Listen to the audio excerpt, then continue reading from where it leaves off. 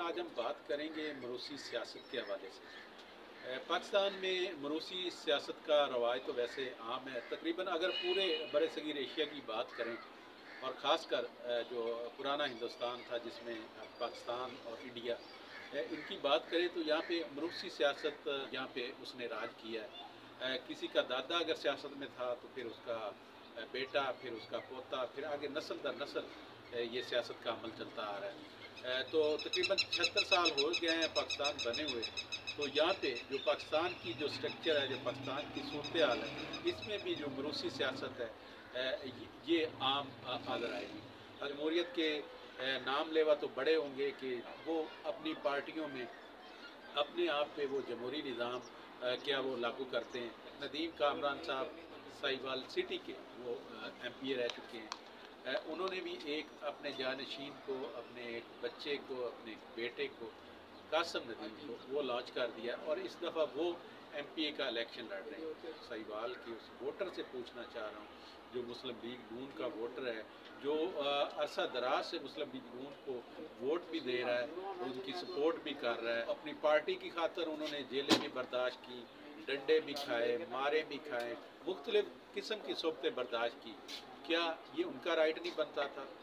या उसी शख्स का वो राइट बनता है जिसका जो पहले भी इक़्तिदार में रह चुका है, जो कई बार मुतअद्दिद बार इक़्तिदार में रह चुका है, उसके बाद आज वो अपने बेटे को उसने दोबारा लॉन्च कर दिया। इस तरह हल्का 198 की बात करें तो 198 में वलैद शाह खग्गा साहब वो MPA के कैंडिडेट इस दफ़ा भी मुस्लिम लीग नून के हैं। इससे सबका उनका बेटा रह चुका है, उससे कबल भी वो खुद भी थे। तो उस हलके में भी क्या कोई ऐसा वोटर, कोई ऐसा सपोर्टर मुस्लिम लीग नून का क्या उनको नज़र नहीं आया कि उन्होंने भी अपना ही बेटा आगे लेके आए और वही MPA पिछली दफ़ा सिलेक्ट हुआ, तो इस दफ़ा फिर वो खुद इलेक्शन लड़ रहे हैं। इसी तरह मलक नदीम कामरान को क्या शहर में कोई और क़यादत नज़र नहीं आई थी? मुस्लिम लीग नून के जो वोटर हैं, जो सपोर्टर हैं, उनमें किसी में ऐसी कोई एबिलिटी नहीं थी जिसकी वजह से वो इलेक्शन लड़ सकते।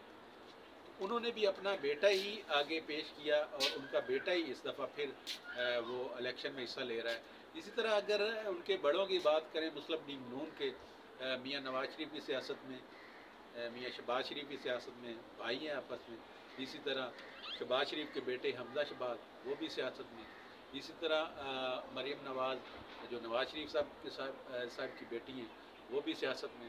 इसी तरह अगर ये तो एक ख़ानदान है, अगर ख़ानदान के जो करीबी रिश्तेदार हैं, आबद शेर अली है जैसे, वो इनका रिलेटिव है और बहुत सारे ऐसे करीबी इनके रिश्तेदार हैं, वो तकरीबन 70 से 80 लोग तकरीबन बन जाते हैं रिश्तेदारों के जो इस पार्टी को चला रहे हैं। इस तरह अगर KP की बात करें तो वहाँ पे जो भी जितने भी सियासतदान हैं उनका भी यही हाल है। मौलाना फजलुर रहमान साहब, उनके भी बेटे, दामाद, उनके बहनोई, उनके भाई वो भी सियासत में।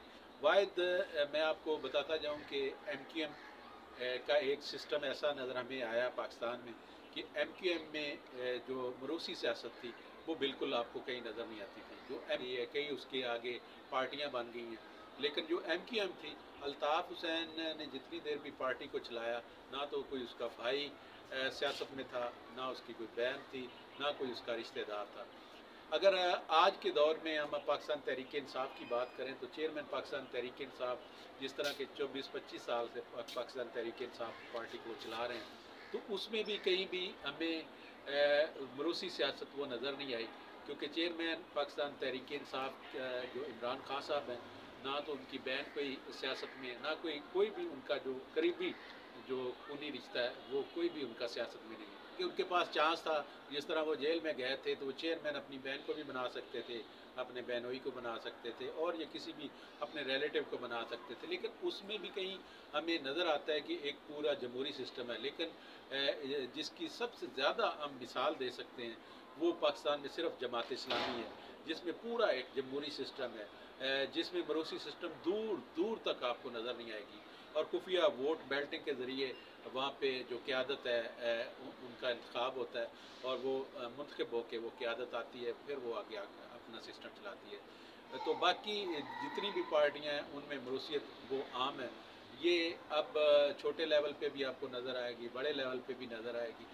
लेकिन इसमें जो सवाल उठता है कि जिस हलके का जो एमपीए अपने बेटे को आगे लेके आता है, तो क्या उस हलके के जो वोटर हैं, क्या उनमें किसी किस्म का कोई टैलेंट नहीं, या सिर्फ वो डंडे खाने के लिए, मारे खाने के लिए, जेलें बर्दाश्त करने के लिए वो बने हैं, या अपनी पार्टी की सपोर्ट करते हैं, या वो उसी ख़ानदान की ग़ुलामी करने के लिए पैदा हुए हैं। तो ये सोचने वाली बातें हैं कि एक बंदा इक़्तिदार में दूसरे को बर्दाश्त नहीं करता, अपनी औलाद को लेके आता है, अपने बेटे को ले आता है, अपनी बेटी को ले आता है, अपने करीबी अजीज़ रिश्तेदार को ले आता है, लेकिन जिनकी वजह से वो मुंतखब होके ऐवानों तक पहुँचता है, जिन लोगों ने उनको इज़्ज़त फराहम की होती है, जिनके वोट की ताकत से वो ऐवानों तक पहुँचता है और इज़्ज़त कमाता है और ओहदा कमाता है, पैसा कमाता है, तो क्या उनका कोई राइट नहीं बनता? क्या कभी उनका भी नंबर आएगा? ये सोचने वाली बात। इंशाअल्लाह नेक्स्ट किसी और प्रोग्राम के साथ आपकी खिदमत में हाज़िर होंगे। तब तक मुझे दीजिए।